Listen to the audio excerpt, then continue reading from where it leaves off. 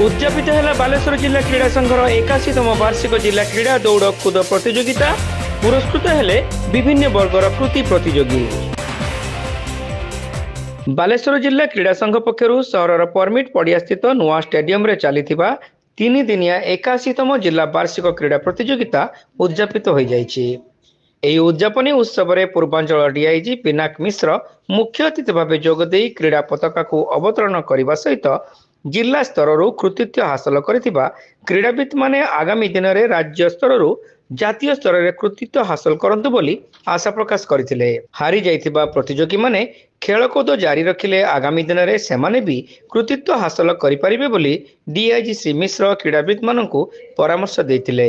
मु तो कहबी जे आपण समस्त धन्यवाद रो पात्र, कारण वर्तमान दुनिया रे जेते हमर समग्र जीवन छुआ माने छोट छुआ रो आरंभ करी वृद्ध पर्यंत कौन सी एज ग्रुप को छाड़ी नहीं फोन रे हमें समस्ते को बळे हमें बंदी हो जाइछु। फोन रो, आईपैड रो, टैब रो, टीवी रो, इंटरनेट रो, सोशल मीडिया रो हमें समस्ते गुटे बंदी और कौन सी एज ग्रुप के यहाँ छाड़ी नहीं।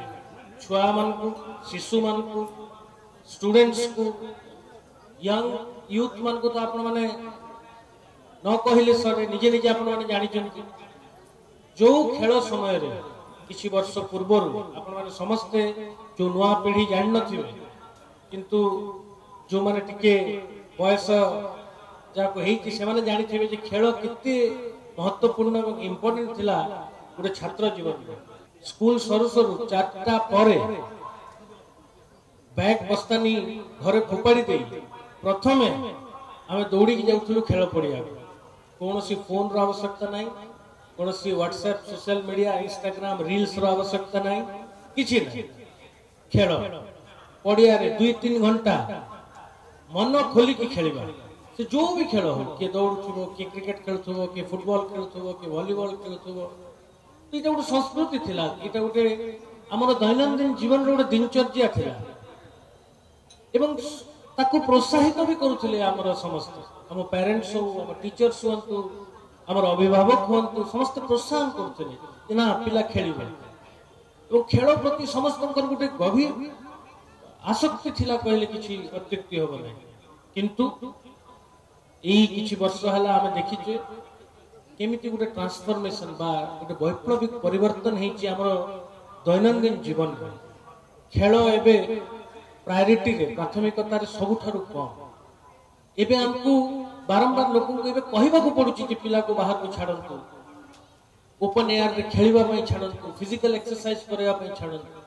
छोटो छोटो छुआ माने मेदबहुलता, ओबेसिटी हो, ओजन बेसी हबा, लाइफस्टाइल डिजीजेस हो छोटो बयस एटा गोटे 2 रा सीमित नहीं, एटा गोटे ट्रेंड हे गला। तो एही परिप्रेक्षी रे आपण माने हजारे पिला को बाहर करिकरी 3 दिन हला खेलै पारबे सेहीते पई आपण माने साधुवाद रो पात्र, धन्यवाद। जिला क्रीड़ा संघर कार्यकारी सभापति अभय कुमार महापात्र कार्यक्रम रे अध्यक्षता करथिले। संघर साधारण संपादक पद्मलोचन लेंका, जुग्म संपादक वीरेंद्र स्वाई, संजय लेंका, जन्मजय दे, उपसभापति जगदीश चंद्र बेहेरा प्रमुख उपस्थित थिले। शेष में मुख्य अतिथि द्वारा कृति प्रतियोगी मानक पुरस्कृत कर जायतिला। क्रीड़ा संघर समस्त कर्मकर्ता माने एही 3 दिन धरि चलिथिबा प्रतियोगिता को परिचालना करिबारे सक्रिय सहयोग करथिले।